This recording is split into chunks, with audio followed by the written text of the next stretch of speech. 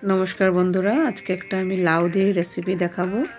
এই দেখুন এইভাবে বানিয়েছি। লাউ গোটা একটা লাউ আমি আধা করে এটাকে কুচি কুচি করে কেটে নিয়েছি। তারপরে কয়েকটা বড়ি ভেজে নিয়েছি। বড়িগুলো দিলে মানে ফ্লেভারটা খুব ভালো আসে।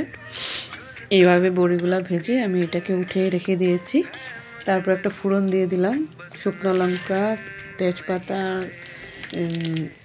জিরে গুঁড়ো দিয়ে খুব মজার একটা গন্ধ আসছে ফোড়নটার থেকে। তারপর কুচি কুচি করে লাউগুলো কেটে রাখা এগুলো ঢেলে দিয়েছি।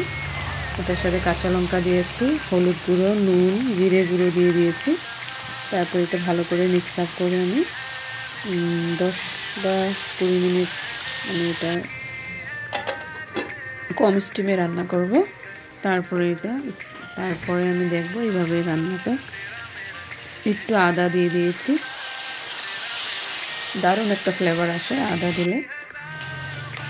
তারপর এইভাবে নামিয়ে তারপর লাস্টে আমি বড়িগুলো ভেজে রাখা বড়িগুলো দিয়ে দেবো। বড়িগুলো দিলে ফ্লেভারটা খুব ভালো আসে। তারপর একটু ধনেপাতা কুচি কুচি করে দিয়ে দিয়েছি। প্রায় রান্নাটা আমার ফিনিশ হয়ে গেছে। এইভাবে আপনারা ট্রাই করবেন রেসিপিটা। ভালো লাগলে নিশ্চয়ই বলবেন। খুব সিম্পল রেসিপি।